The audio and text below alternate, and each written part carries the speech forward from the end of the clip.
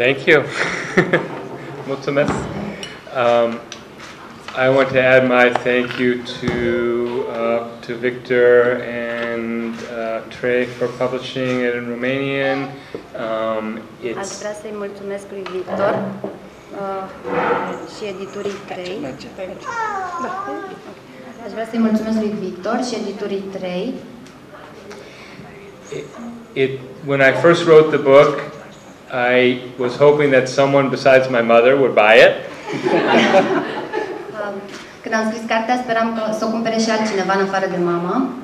So to see you all here, this far away from home, interested in it is very exciting to me.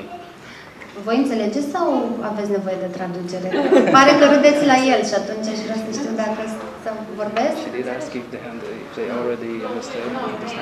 Nu e nevoie? Ridicați mâna cine înțelege ce zice Larry. Ok, atunci o să traduc eu pentru el dacă va fi cazul. Okay. And I want to thank Parent Time for even more important than inviting me to Romania, inviting me back second time. Then I know that I made it, and it's if for those of you who are unfamiliar with Parent Time, I just want to recommend their classes very highly. When I came last year and met with a group of parents who had all been, they had been to Parent Time classes, and I could just tell, it's like, oh, there's something special about this group of parents. Really ready to learn something new, ready to do some experiments, ready to let go of I know everything, you know. I just recommend that you check it out if you haven't already. I want to, because when Yulia was introducing me and talking about Parent Time, especially about the idea of changing thinking, I want to tell just a couple of stories that illustrate how my thinking was changed, and then open it up to your questions. The first one started before I was a parent, when I was studying psychology, and part of my training was to work with children and families, and I was very bad at it. And I didn't know what I was doing, and I thought, well, I'll just be extra enthusiastic. It won't matter that I don't know what I was doing. But I realized, looking back on it, I realized that the message that I got from my teachers was these poor children are suffering because they have horrible parents who treat them badly and don't know what they're doing, and we have to rescue those poor children. And then they'll have an hour a week in your office with you, and that will be wonderful. And then they'll have all this wonderfulness, and then they'll get better. And if they had come out and said that, I would have said, that's ridiculous. I hate that's wrong on every count. But they didn't actually say that. Nobody would ever admit that. But I think that that's kind of what child psychology was all about then. It was that the child therapist and psychologist was magical and would give you this wonderful play experience, and then somehow they go home and nothing's different at home, and also that the parents are the bad guys. So I thought that, and no wonder that I didn't have any success or help anybody. So I focused on adults. I worked with adults for many years. I worked a lot with adults who were abused as children. So I learned a lot about childhood, but not directly with children. And then I had a child. Okay, so Emma was born, and immediately I realized this isn't these pure, wonderful, innocent children who are ruined by their horrible parents. This is wonderful parents who have normal parents, a regular person who has a regular child. And it's actually really hard. It's really challenging. I didn't really know how to play. I was scared of physical play. Now got here, it was like, where are the pillows? How come we got to have a pillow fight? Now I love wrestling and rolling on the floor and pillow fighting, but I was scared of all that when I first became a father. And I realized that I had it all wrong. And starting from then, I felt like I could talk to parents, listen to parents, work with children, play with children in a way that was actually could be helpful sometimes, because I understood that this is a really hard journey that we're on as parents. Another thing that changed my attitude about parenting and childhood is when Emma was a baby, I was still working mostly with adults, and I was working with a lot of men who had been abused as children. And I would be at work, and these men would tell me sad, sad stories, but they would not cry. Okay? They were men. They didn't cry. And so, but I knew that they would probably feel better if they could feel those feelings and let them out. And so I would try to get them to cry. And usually not very successfully, but sometimes I could. And then I would come home, and Emma was a baby, and I would try to get Emma to stop crying.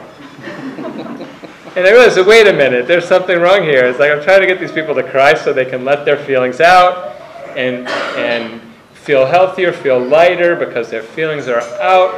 And then I come home and I try to get Emma to stop crying because I can't stand to hear her crying. And she's suffering. If I can only get her to stop crying, then she'll be happy. So I realized, like, I've got to learn more about crying. And what I've come to through a lot of trial and error is that young people and grown-ups, we need to get all of our feelings out. We need that. There are two things parents are drawn to. One of them is, stop crying or else. And the other one is, oh, stop crying, stop crying, stop crying, I'll give you anything.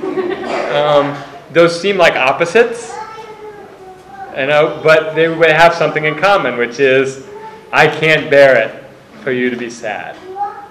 And that, in fact, what children need from us when they're sad is, if it's a problem we can fix, then we fix it. But most of the time, when they're sad, then they need us to sit with them and let them be with us, and that we can accept it, we can bear it, we have some perspective. We know that this isn't the end of the world, but we don't have to hit them over the head with that. Okay? So then the next story I'll tell about my thinking changing was Emma was about 3 years old, and she was climbing on a climbing structure, and I was standing underneath saying, be careful, be careful, be careful, be careful, be careful. And my wife, Emma's mom, came up to me and she said, you know, Larry, she's going to recover better from a broken arm than she will from you standing there saying, be careful, be careful, be careful. And because you don't really want her to be timid and fearful her whole life. And she very nicely didn't say, like you are. So I was able to kind of hear what she said, and it's like, you know, that is totally true. And I can't say I changed instantly, but over time, I've really changed. And now as a young adult, my daughter is 22 now, so if you read the book, you'll think she's 6, you know, so you'll hear all these great stories from when she was 3, 4, 5, 6, 7, but she's 22, and but she said to me several times as she was growing up, she sat me down and said, you know, your worrying about me is not very helpful. So I've tried to take that to heart. The last story I'll tell before these questions is another Emma story. And it's about understanding children's emotions. When Emma was little, her mom was a physician. She was on call a lot. And so on call nights, Emma and I had a date to go to the restaurant down the street from us. And sometimes we'd have friends come with us. So one night we went, a friend came over, and I wasn't writing the book yet, but I was in the middle of thinking about this stuff, and I was thinking about this idea of a pretext. A pretext is like, I'm saying something, but really I want something else, and really I need something else. You know, like you go to the neighbor and say, can I borrow a cup of sugar? Really, you want to make a friend. You don't need the sugar, right? So I was trying to explain this. I wasn't explaining it very well. The idea was that children, they can't come to us and say, excuse me, could I sit and talk to you for a minute? I really miss you when you're at work, and you know, you've been really grumpy lately and it's really bothering me. Could we talk about it? They don't do that. Instead, they do other things. So we went to the restaurant, and I saw that they had something new and different. They had blue ice cream. I don't know what flavor blue ice cream is, but it was blue ice cream. And I told Emma, they have blue ice cream. She said, I want blue ice cream. And I said, okay, fine. After dinner, I thought, this is great. I could bribe her into eating. This is something else I was really worried about. I was worried she was going to starve to death, which I tell people now, don't worry about that. She'll be fine. So I said, after dinner, you can have blue ice cream. So we have dinner, I order the blue ice cream, and the waitress brings the blue ice cream and hands it to her, and she bursts into tears. And she's crying and crying and crying, and she can't even talk. And I do what I would, opposite of what I recommend people. So I said, what's the matter, what's the matter, what's the matter, what's the matter? You know, instead of just letting her cry, and she would tell me when she could. So when she finally could talk again, she said, I thought it was going to be a different color blue. And I was ready to be really annoyed. I'll say it mildly. I was ready to be annoyed that you just, and it wasn't like you cried, it was you made me so worried over what shade of blue that ice cream was. And my friend said, oh, a pretext. Like, oh, right, that's what that was. So she couldn't come right out and say, I miss my mommy, she's at work so much, she's gone.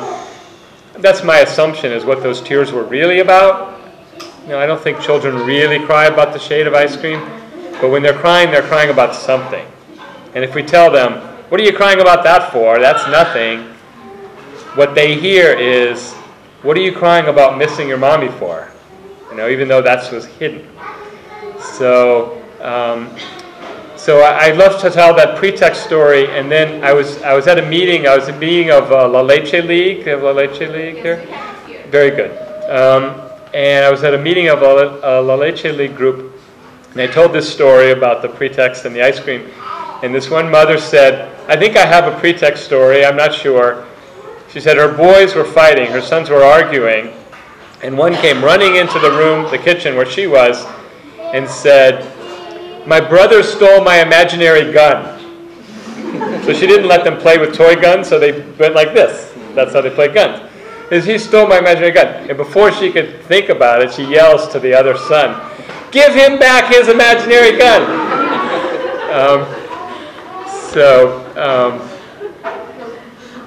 So I'll stop there, and I'm sure more stories will come out when we... and people thought you don't need the translation? Okay. I'm very impressed. You heard all my Romanian at the beginning of... Așa, deci rândul